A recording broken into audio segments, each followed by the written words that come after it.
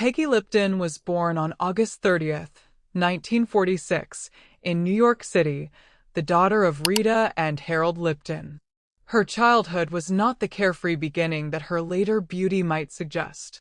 Her mother was British and Jewish, her father was a corporate lawyer, and the family eventually settled in Long Island. Peggy grew up with her brother Robert and sister Anne, but she struggled with shyness and insecurity from an early age. She later wrote about being an anxious child, deeply affected by the way she looked and by the attention that came with growing up attractive before she was emotionally prepared for it. She also suffered from stuttering as a child, something that made social situations even harder. As a teenager, she began modeling in New York.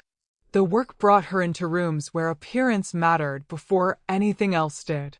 She was still very young, but adults were already evaluating her face, her body, her clothes, and the effect she had on other people. By her late teens, Peggy was moving toward acting. She appeared on television and eventually made the decision that would change her life. She moved to Los Angeles, where the entertainment industry was becoming fascinated with a new kind of young woman. Peggy fit that image almost perfectly. In 1968, she was cast as Julie Barnes on the Mod Squad. The series followed three young outsiders working with the police, and Peggy's character quickly became one of the show's defining figures. She wasn't presented like a traditional Hollywood glamour queen. Julie was young, independent, fashionable, in ways that made audiences connect with her. The show became a major success, and Peggy became famous. Suddenly, the shy girl who had spent years worrying about herself was being photographed constantly. Behind that image, however, Peggy was still trying to figure out who she was. Fame did not erase the insecurities she had carried since childhood. And that would become one of the strangest contradictions of Peggy Lipton's life. In 1971, she won the Golden Globe for Best Actress in a television series drama, confirming that her success was not simply a matter of the show's popularity. Peggy was moving through that world at a time when some of the biggest names in popular culture were still relatively young themselves. One of those names was Paul McCartney. Peggy later recalled an encounter with McCartney during the period when the Beatles were at the height of their fame. Their connection became one of the many stories attached to her years in Hollywood, but it was never the central relationship of her life. Her relationship with Sammy Davis Jr. was different. Davis was one of the most famous entertainers in America, with a career that stretched across music, film, television, and the stage. He was also considerably older than Peggy, and their relationship attracted considerable attention because interracial relationships were still deeply controversial in American society. Peggy later remembered Davis warmly. She described him as affectionate and generous toward her, and she understood the relationship differently from the way it was portrayed in the press. During the years that followed, while her relationships and family life became increasingly important, she would eventually marry Quincy Jones, and together they would have two daughters, Kidada and Rashida. But before that relationship became the defining chapter of her adult life, Peggy had already accumulated a remarkable list of experiences from her years in the Hollywood spotlight. Jones was already an established musician, composer, arranger, and producer when they met. Their relationship began in the early 1970s, and in 1974 they married. Peggy was 27. Quincy was 40. For several years, their home life existed alongside Jones's extraordinary professional world. But the marriage was not without difficulty. Peggy later spoke about the strain created by Jones's infidelities and the instability that eventually entered their relationship.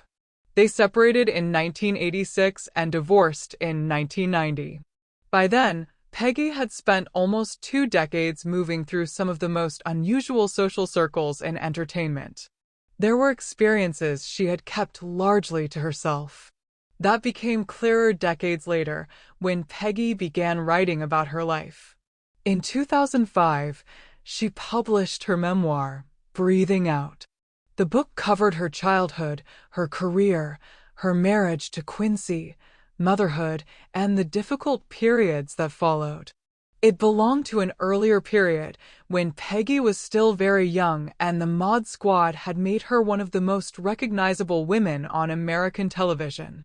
At the time, she had no way of knowing that the encounter would remain in her memory for decades. It was the circumstances surrounding one particular night, and what Peggy later said she understood about it, that gave the memory a completely different meaning. One of those memories concerned a night from her early 20s. But this particular encounter stayed with her. The man was Elvis Presley. By the time Peggy knew him, Elvis was no longer simply the young singer who had transformed popular music in the 1950s.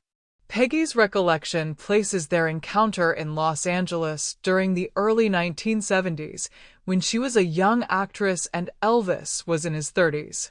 What happened between them was not something Peggy presented as a conventional romance. In her memoir, she described spending a night with Presley and recalled the atmosphere surrounding the encounter. She had expected the encounter to develop in an intimate direction. Elvis, however, did not have intimate with her.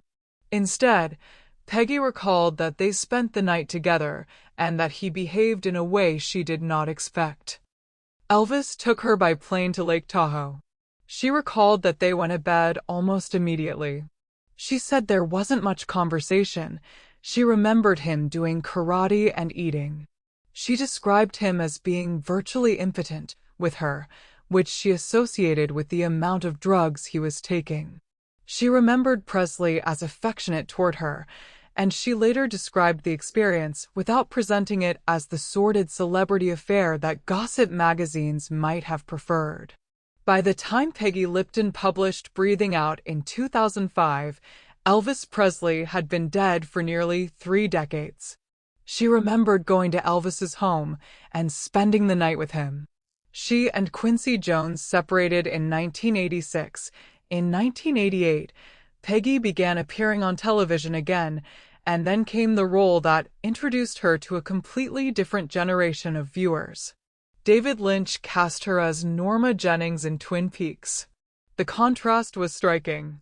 The woman who had once been Julie Barnes, the fashionable young star of the Mod Squad, was now playing the owner of the Double R Diner in one of television's strangest and most atmospheric dramas.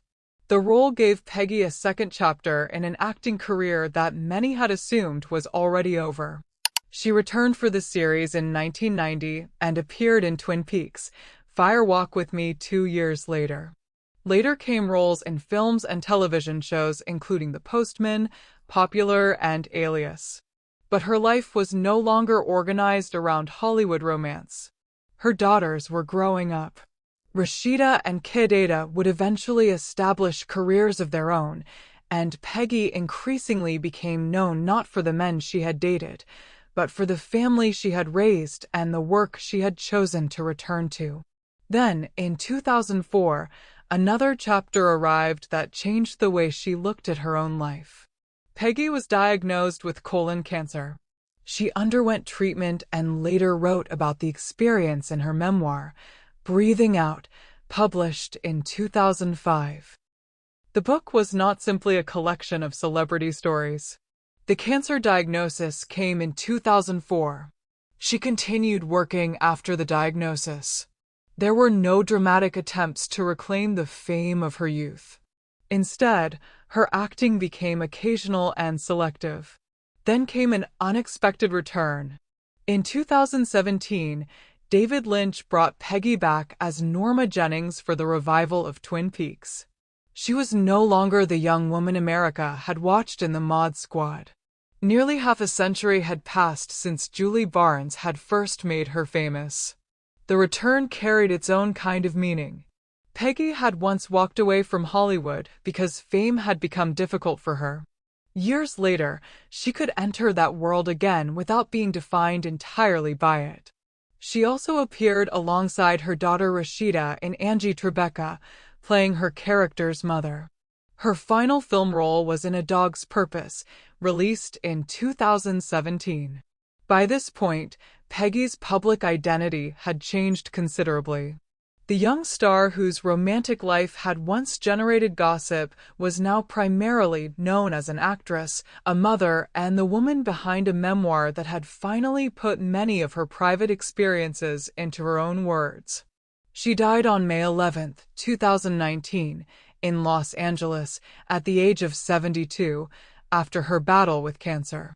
Her daughters, Kidada and Rashida, announced that she had died peacefully with family beside her. Her death brought the usual tributes to the Mod Squad, Twin Peaks, and the beauty that had made her famous. But there was another part of her legacy that had become increasingly important. Peggy had spent decades being remembered through other people's eyes, as Julie Barnes, as Quincy Jones's wife, as the woman linked to famous musicians and actors, and as one of the striking faces of 1960s television. In breathing out, she finally had the opportunity to remember herself. And buried inside that memoir was the recollection of a night with Elvis Presley, a private encounter that had happened when she was young, but which she was still willing to describe decades later. That is what makes the memory linger. Not because it involved a name as famous as Elvis, but because Peggy Lipton lived long enough to look back at the world that had made her famous, decide what she wanted to tell about it, and leave her own version behind. After Peggy Lipton died on May 11, 2019, at the age of 72, the first tributes naturally returned to the roles that had made her famous: Julie Barnes in the Mod Squad and Norma Jennings in Twin Peaks. Her daughters, Rashida and Kidada Jones, announced that she had died peacefully with family beside her. But her legacy was larger than either television role. For years, Peggy had been remembered through images created when she was very young: the blonde actress from the 1960s, the model, the woman whose private life had become intertwined with some of the most recognizable men in entertainment. Her memoir had given another version of that life. Breathing Out did not simply revisit her celebrity. It dealt with much more difficult parts of her past, including childhood abuse, drug use, depression, motherhood, and her battle with colon cancer. That changed the way her story could be understood. She was no longer simply the woman Hollywood had photographed. She was the woman who had eventually written down what she remembered. Her final years also brought one last return to the world that had made her famous. In 2017, she returned as Norma Jennings in the revival of Twin Peaks. She also appeared alongside her daughter Rashida in Angie Tribeca, and her final film appearance was in A Dog's Purpose. By then, Peggy had reached a point where she could look at Hollywood without seeming to need anything from it. That may be the most fitting place to leave her story. Because the woman who had once been defined by her beauty, her television fame, her marriages, and the famous people who crossed her path eventually became the person telling the story herself. And among all the memories she chose to leave behind was that strange recollection of one night with Elvis Presley. The world remembered Elvis as a legend. Peggy remembered him as a person she had actually met. And decades later, she was the one who decided what that night meant and what the world would finally hear about it.